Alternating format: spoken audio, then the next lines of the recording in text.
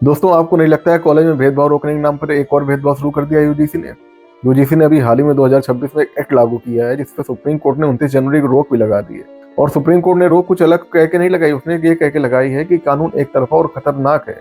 लोगों का मानना तो ये भी है कि अगर ये कानून लागू हो गया तो कॉलेज कॉलेज नहीं रहेगा, राजनीति का एक अखाड़ा बनकर रह जाएगा और इसका मिसयूज भी वैसे होगा जैसे अन्य कानूनों का होता आया है। तो दोस्तों, मेरा नाम है ऋषभ गुप्ता। नमस्कार, कैसे हैं आप लोग? आई होप सब लोग अच्छे होंगे, अपनी अपनी जगह बढ़िया कर रहे होंगे। तो दोस्तों, आज की वीडियो में हम लोग जानेंगे कि यूजीसी 2026 के नए नियम क्या हैं, लोग इसका विरोध क्या कर रहे हैं और इसका भविष्य में कैसे मिसयूज हो सकता है। तो आइए बिना किसी देरी की वीडियो शुरू करते हैं। चलिए आइए देखते हैं, मजा आएगा। तो दोस्तों, सबसे पहले समझते हैं कि बवाल है क्या यार। 2026 की शुरुआत में यूजीसी यानी यूनिवर्सिटी ग्रांट कमीशन ने इक्विटी एंड डिस्क्रिमिनेशन गाइडलाइन जारी की है, यानी कि समानता और भेदभाव विरोधी नियम जारी किए यूजीसी ने। दोस्तों, मैं भी मानता हूँ कि कॉलेज कैंपस में जो माहौल है पढ़ाई का सुरक्षित होना चाहिए, लेकिन दिक्कत मकसद में नहीं है, दिक्कत इसके नियम में आ गई है। इस एक्ट के सेक्शन एक्स में हैरेसमेंट की जो परिभाषा है उसको बहुत ही सब्जेक्टिव बना दिया गया है। और अपनी भाषा में समझाऊं तो दोस्तों, ये नियम यह कहता है कि अगर किसी भी छात्र को बस महसूस भी होता है कि उसके साथ उसकी जाति, धर्म या बैकग्राउंड के आधार पर भेदभाव किया जा रहा है तो वो सीधे सीधे शिकायत कर सकता है। तो उसमें सबूतों का कोई महत्व नहीं है, बस उसकी भावनाओं का महत्व है। और तो और दोस्तों, सबसे बड़ी बात यह है कि ये नियम एक तरफा है केवल। यह नियम सिर्फ कुछ रिजर्व कैटेगरी है हमारी, जो SC ST OBC, केवल उन्हीं को सुरक्षा प्रदान करता है। अगर किसी जनरल वाले भाई को दिक्कत हो गई, उसको लग रहा है कि नहीं उसके साथ भी जाति धर्म के साथ भेदभाव किया जा रहा है, उसको लेके बहुत दिक्कत हो रही है, तो वो कंप्लेन नहीं कर सकता है। उसके लिए कोई नियम नहीं है। नियम केवल कुछ रिजर्व कैटेगरी है, उनको दे दिया गया है। चीटिंग करता है तू। यानी कि आप ये समझिए कि एक ही क्लासरूम में दो छात्रों के लिए दो अलग अलग कानून बना दिए हैं सरकार ने, और यहीं से शुरू होता है इस कानून का मिसयूज। दोस्तों, 2026 में कानून अच्छे से लागू भी नहीं हो पाया था कि इसका ताजा मामला अभी अभी सामने आ गया है। आप लोग देखिए। मेरा नाम भावना मिश्रा है और मैं ग्राम जोनी की रहने वाली हूँ। MSc किया है, उसमें गोल्ड मेडलिस्ट है हम। मतलब हमारा अभी अभी रिजल्ट आया और जिस दिन रिजल्ट आता उसके दूसरे दिन पुलिस आके बोलती है आपके नाम पे दो FIR। हम शॉक्ड हो गए कि हम जब घर पे नहीं है हमारे नाम से FIR क्यों है। सिर्फ हमारे पास एक लास्ट ऑप्शन बचता है, कोई जब नहीं सुन रहा है, आपका फ्यूचर भी खराब है तो आप अपनी जान दो, यहाँ से फ्री हो जाओ। कलेक्टर से लेके SP से लेके मंत्री से लेके संतरी सब सुन। देखा दोस्तों आपने, कैसी MSc की छात्रा है, टॉपर स्टूडेंट है, पर इसके ऊपर भी दो FIR हो गई है। बेचारी को डिग्री मिलने वाली है, उसके ऊपर 2 FIR करा के क्या मिल गया होगा किसी को। अब ये दोस्तों कानून का मिसयूज नहीं है तो क्या है, आप लोग ही बताइए। तो दोस्तों, यूजीसी ने इस नियम में भेदभाव की परिभाषा को इतना बढ़िया बनाया है कि सुप्रीम कोर्ट को ने बोल दिया है कि भैया क्या लिख दिए हो, ये समझी में नहीं आ रहा है, कहाँ पाँव है कहाँ सर है, पता ही नहीं चल पा रहा है। मान लो अगर कोई टीचर है, बच्चे को पढ़ा रहा है, पढ़ाते वक्त मार दे या डांट दे तो बच्चा तो उस पर केस लगा देगा। फिर क्या करेंगे आप लोग, ये बताइए। है टीचर को सस्पेंड कर दिया जाए तो इस हिसाब से तो कोई निजी दुश्मनी भी निकाल लेगा टीचर से कि नहीं भैया, किसी टीचर से कोई दुश्मनी है तो अपने बच्चे को वहाँ पढ़ाओ और वहाँ से उस टीचर को सस्पेंड करा दो। ऐसे तो चल गया आपका यूजीसी, है ना। हमारे यहाँ ऐसा ही होता है।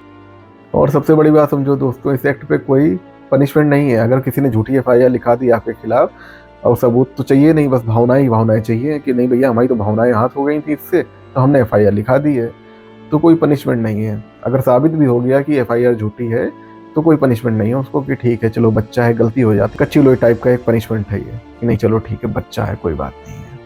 क्या बात है सर, क्या बात है सर, क्या बात, ये बात है। तो दोस्तों, इस हिसाब से तो टीचर बहुत डर डर के पढ़ाना चालू कर देंगे ना कॉलेज पे। आधे टीचर तो डर के मारे पढ़ाना ही बंद कर देंगे, कहेंगे भाड़ में जाए, क्या मतलब ऐसी नौकरी का यार है।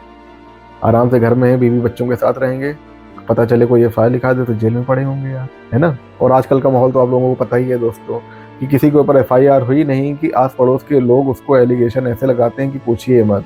पूरी अपराधी की निगाहों से देखा जाता है, उसका पूरा करियर बर्बाद हो जाता है।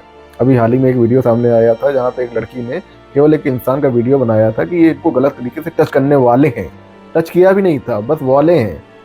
अब उस बंदे के ऊपर इतनी ज़्यादा दिक्कत आ गई सोशल मीडिया पे, उसको इतना हैरेस कर दिया गया कि बंदे ने सुसाइड कर लिया था।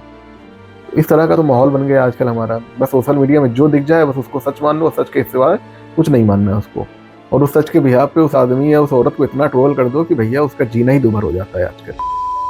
दोस्तों, वैसे तो सुप्रीम कोर्ट ने इस नियम में रोक लगा दी है, पर अगर भविष्य में नियम लागू हो गया ना तो कॉलेज केवल दो भागों में दिखेगा आपको। एक तरफ होगी जनरल कैटेगरी, एक तरफ होगी रिजर्व कैटेगरी। कॉलेज को कॉलेज नहीं बनाएंगे, वो राजनीति का एक अखाड़ा बन के तैयार हो जाएगा वहां पे। और जनरल वालों की ऐसी माँ बहन होगी, वो डर के मारे केवल पढ़ाई करेंगे और हो सकता है कि पढ़ाई करना ही बंद कर दें यार। क्या मतलब है भाई ऐसी पढ़ाई का कि एक FIR रोज किसी बच्चे पे हो रही है। मैं क्या करूं, हो गया। दोस्तों, आप एक बात बताओ कि कोई जनरल कैटेगरी में गरीब छात्र है, उसके साथ रैगिंग नहीं हो सकती है क्या? बहुत होती है, आप लोगों को पता होगा, आप लोग कॉलेज वॉलेज गए होगे, पढ़ाई लिखाई की होगी आपने, तो आप लोगों को पता होगा रैगिंग किनकी होती किनकी नहीं होती, ये भी आप लोगों को पता होगा। ठीक है, कोई जात के आधार पर रैगिंग नहीं होती, और होती है तो मैं उसका विरोध करता हूँ। ठीक है, नहीं होनी चाहिए, और उसके चक्कर में पूरी कैटेगरी को तुम बर्बाद कर दोगे क्या यार? है कहाँ जाएंगे जनरल वाले? पढ़ाई लिखाई करें कि ना करें, आप ये बताइए। 50 बार बोल रहे हैं, पढ़ने निकले वाले छात्रों को राजनीति से दूर रहना चाहिए। यूजीसी को एक नियम और ऐड करना चाहिए भाई इसमें, कि कोई गरीब छात्र है, कोई बीपीएल कैटेगरी का, एपीएल कैटेगरी का छात्र है, उनके लिए भी कोई नियम बना दो भाई, कि उनकी रैगिंग हो रही है तो वो अलग से कोई कानून पे एफआईआर करा सकते हैं किसी के खिलाफ। ठीक है, उसमें कोई जात धर्म मत जोड़ देना भाई साहब, क्योंकि भारत एक ऐसा देश बनता चला जा रहा है जहाँ हर काम जात और धर्म के हिसाब से चल रहे हैं। इन लोगों को कोई फर्क ही नहीं पड़ रहा है। बाहर के देशों में जात और धर्म हटाया जा रहा है कि भैया कैसे इसको कम किया जाए, यहाँ पे बढ़ाने पे लगे हैं लोग कि भैया कैसे ना कैसे इसको बढ़ाया जाए। जात के आधार पे, धर्म के आधार पे चीज़ें हो रही हैं। दोस्तों साफ सी बात समझिए कि भेदभाव गलत है, उसे रोकना चाहिए, और उसके लिए जो कानून बना रहे हो उसको न्यूट्रल रखो यार तुम लोग। ठीक है, नियम ऐसा होना चाहिए कि जिस छात्र के साथ रैगिंग हो रही है, फिर चाहे वो जिस जात का हो, धर्म का हो, मैटर ना करे, उसके लिए कानून बनाओ। बड़ी अच्छी बात है, होना चाहिए, बिल्कुल होना चाहिए। ठीक है, कोई ऐसा कानून मत बना दो कि लोग एक ही दूसरे के खिलाफ खड़े होकर पूरे कॉलेज की माँ बहन कर दें, पढ़ाई कैसी तैसी हो ही रखी और हो जाए आगे भविष्य में। ठीक है, औकात में रहो। तो दोस्तों आप इस कानून के बारे में क्या सोचते हो?